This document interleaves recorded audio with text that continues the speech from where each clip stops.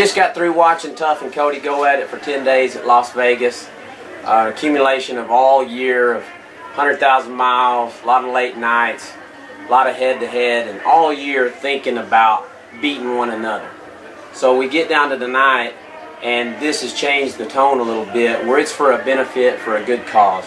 So what I'd like to know from these guys is, how is the competition any different? Do they still compete at the same level? What's your emotions going into this? My emotions are high, but like I said, this is a match, head-to-head match, because it's always competition. We grew up that way, and regardless if it was 100,000 or for free, and like we're donating this, we're still going to try to beat each other, and the first person coming to my mind was Tuf when it come to ask somebody to match, because I know he didn't enter Denver and I didn't enter Denver, and this weekend was going to be open for both of us, and everybody in town was just didn't think we could pull off, getting the reigning world champion to come and match me. We're thinking we was going to have to get somebody where, it was kind of a one-sided deal, but they're getting both sides here, getting world champions on both sides of the coin, and, $12,000 in ticket sales tonight. So I think probably everybody here probably watched every night of Las Vegas, and a lot of people bought plane tickets and flew or drove out there to the rodeo to watch these two guys go at each other. So, Tuf, tell us what you think about all this. When Cody called me to ask for a match, first off, I jumped all over the opportunity to match Cody, because being so young, being able to match the best only drives me to be a better roper, to be able to compete against the best in the world. And then once he told me more about what it was for, I was blessed with the opportunity. I think that goes to show where these guys' hearts really stand, and we're here for a good cause tonight, and everybody's happy to be here. Tonight they're going to rope 6 head.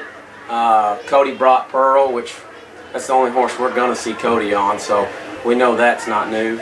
Tuf, I think we saw the mare you rode at Mike Johnson's roping the other day. Who owns her, and how did it come about getting to ride her?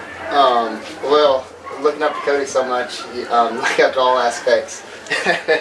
The horse I'm riding is a full sister to Pearl, and trying to follow in his footsteps. I got it. So we got a double match going on tonight. We got a little horse family. Yes, sir. Cody, where did Pearl come from? Well, I don't know where she came from, but I know I leased her from Sid Miller, a great friend of mine, and I've been, blessed to be able to ride her for 4 years now. And he asked if I wanted to ride her half sister here, and I said, man, I live here. I got to. if I win or lose, it's got to be on her, And then, it's just, I can't do that in my hometown. I mean, I need to put on the best show I can, and probably get embarrassed anyway. But I still got to rope as best as I can and try to come out with a victory. I think the good part for me, as far as horse-wise, is to know Pearl's life before Cody met her. She was a world champion in the horse show, but as far as rodeo-wise, she wasn't really proven. Had a couple of guys take her, but once Cody took her under her wing, she really come on, and I think that's been a big break as far as Sid Miller and Miller Quarter horses to bring on the rest of the horses, because these younger guys, now they're looking, hey, what's Pearl kin to? What else is coming? And there's been a lot of horses coming along the way, and Tuf proved that. We watched him rope really well on this one at Mike Johnson. So as far as my aspect, from a roper's fan's view, I'm really excited to see it, because both guys are really well mounted.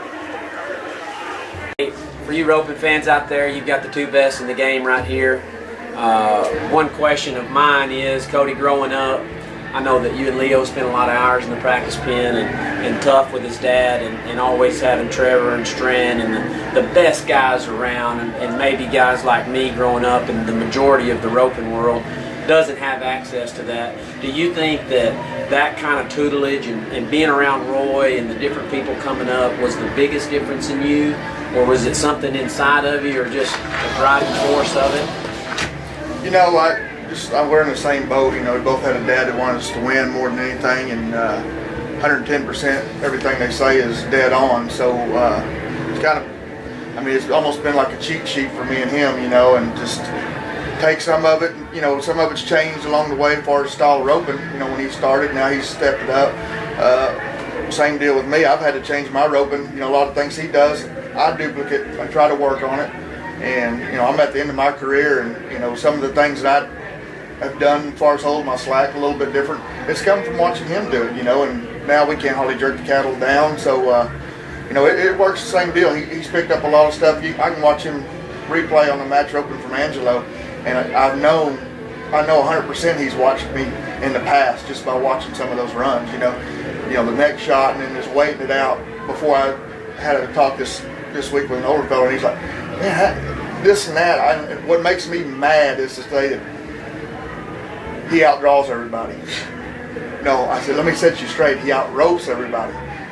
When you're in that mind and that far in your game and at the top of your game, it looks like you outdraw everybody because you're 100% on the barrier.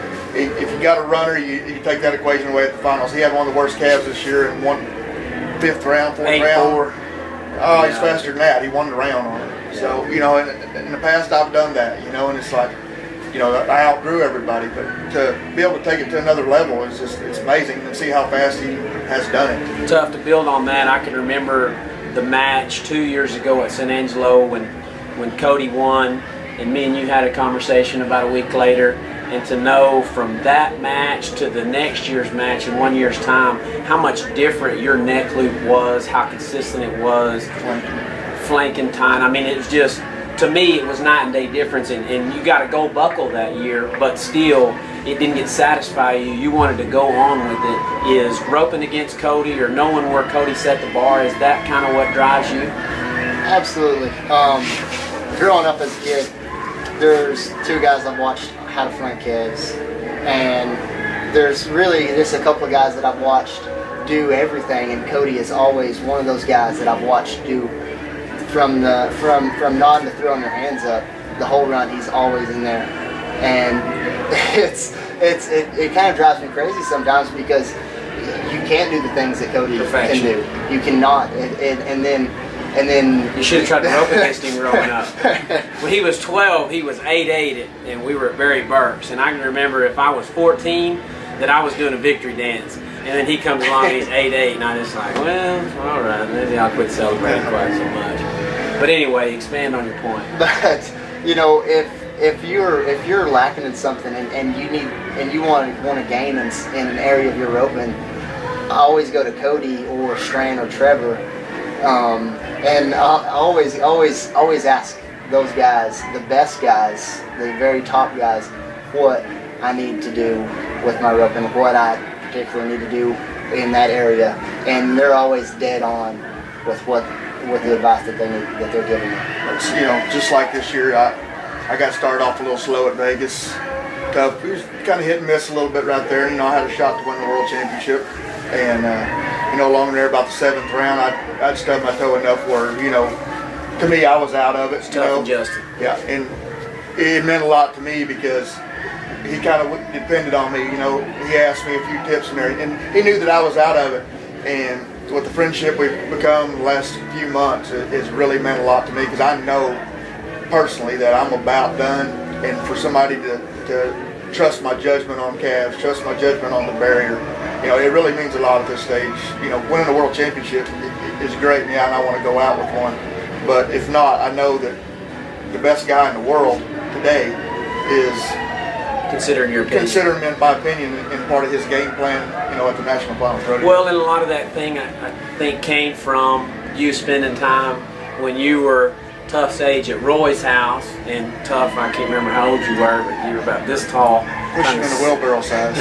Trying to sell everybody powder at the rodeos all the time, so I remember that. But, you know, I can remember that Roy always took you under his wing and went on with it, and to me that always passes on, and that's what me and Tuf talked about in our conversation after Angelo that time was some of the things he needs to know comes from you.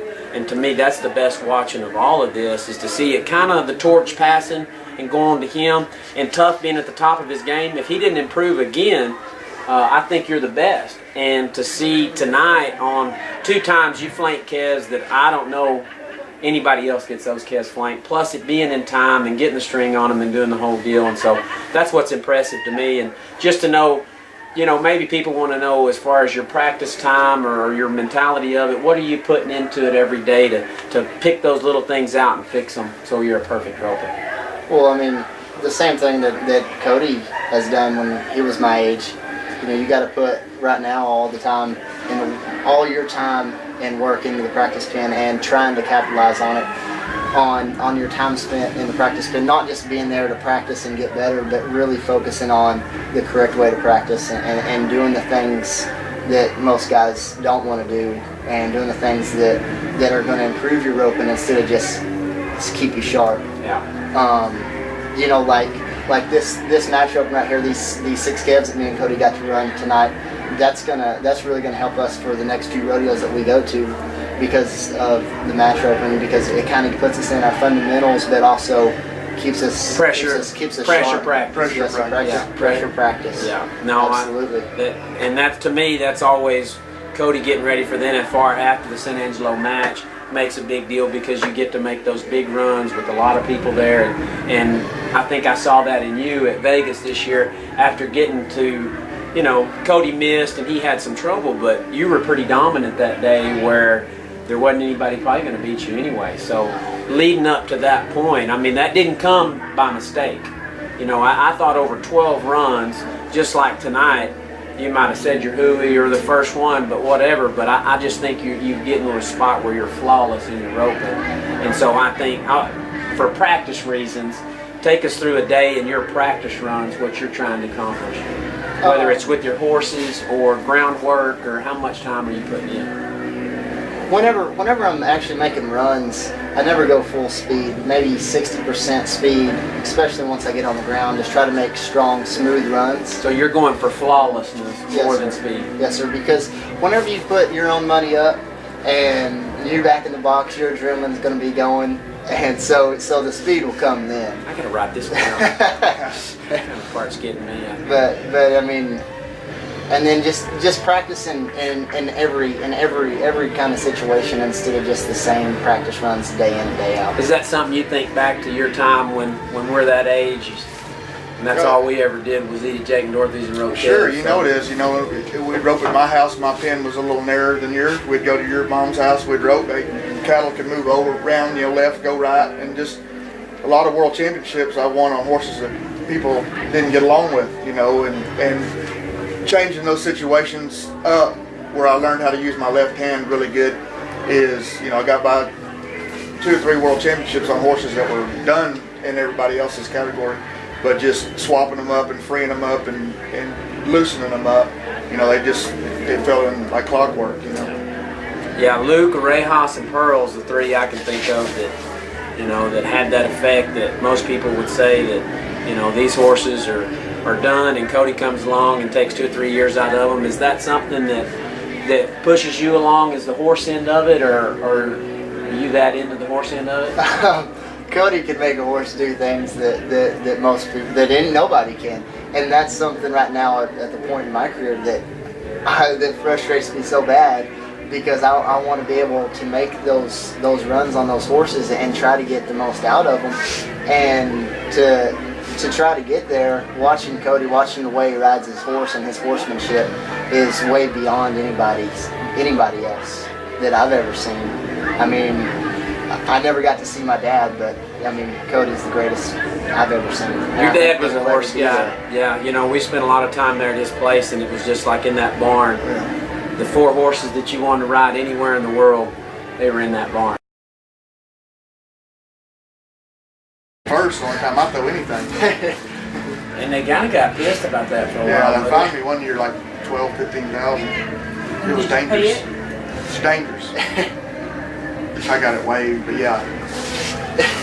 Now everybody does it.